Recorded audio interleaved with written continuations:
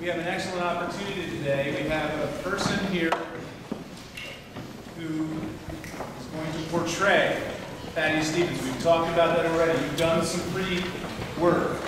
So right now, when I introduce our guest today, I'm going to introduce him as Thaddeus Stevens. As we go along, we'll learn more about Thaddeus Stevens and our special guest speaker today, and the organization, and some other very special visitors we have today. Some of those special visitors are also some local media. I say thank you to Greg Days. Thank you, Greg, for the press release you did for us.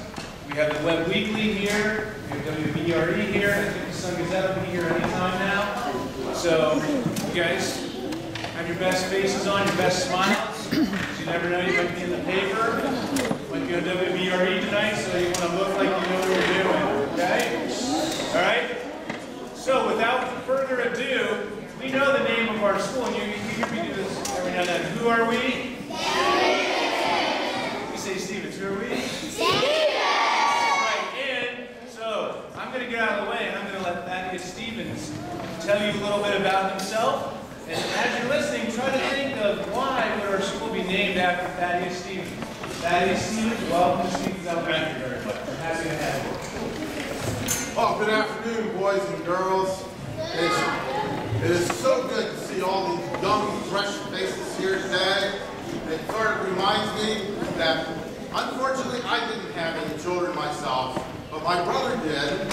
And I have my great-great-great-grandniece back there, Sally Nunn Gesser, who is here today.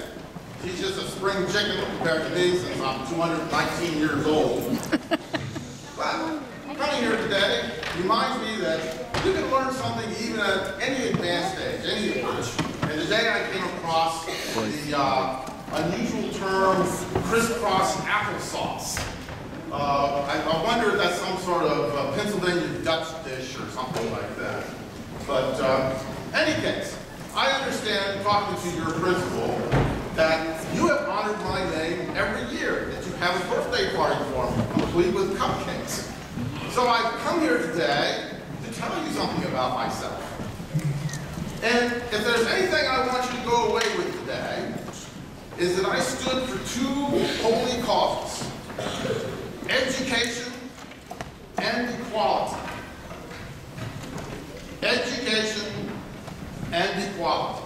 Now, just so that you remember that, can we all say that together? Education and equality.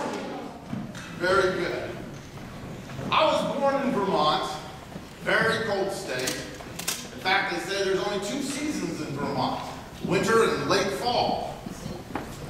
But I was a poor boy. My father left my family when I was just a child, and my poor sainted mother worked so hard that she was so dedicated to education that she moved to a nearby town so we could go to school. I studied hard, I went to college, and then I moved down to Pennsylvania where I became a lawyer. I was elected to the state government where, for the first time in Pennsylvania, they did enact public education. Back in those days, only the rich people could send their children to school. Now, probably the thing that's going through your minds is, wow, what a treat. I don't have to go to school. But that's not the case. You probably, if you didn't go to school, you had to work on the farm, plowing fields, harvesting crops, and you probably would grow up as ignorant as the animals that you tended. But we passed public education in Pennsylvania. But of course, just like today, public education costs money and taxes. And the population said, no, we're not going to pay taxes. We want to repeal public education. And there was a great hue and cry to repeal public education. But I would not have it. I got up and gave a speech saying it's foolishness. People should not want to build their monuments of brass and marble, but we should invest in the minds of our children. And as a result of that speech, they turned back the repeal effort. And we have public education today. And I was known as the savior of public education. I went on to Congress, to the federal Congress, where I fought the most heinous and obnoxious institution in the country, slavery. It was an absolute abomination to our country that we had a system where one group of people could own another group of people. Absolutely the worst abomination that has ever disgraced the annals of mankind. During the Civil War, I worked relentlessly to pressure Lincoln into freeing the slaves in the South. And then I went on and had legislation passed which freed all the slaves forever, so that we would never have the disgrace of slavery in this country again. But I went further. We also passed legislation saying, even though people were free, that all people should be treated equally, or what is that called? Equality.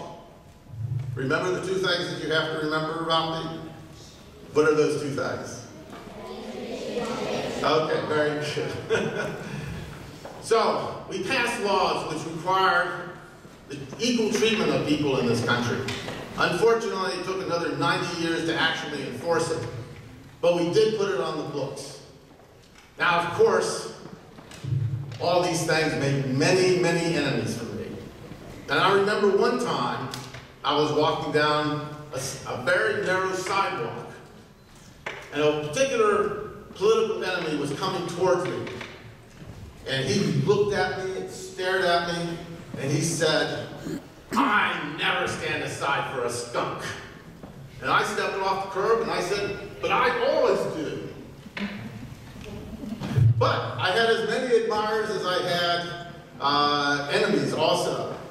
And I remember one particular time when a beautiful young lady came up to me and said, "Mr. Stevens, would you mind if I cut some of your hair so I can have a keepsake?" And I said to her, "Here, have the whole thing." I'm glad I got a little bit of laugh out of you. You didn't know that I was bald, did you?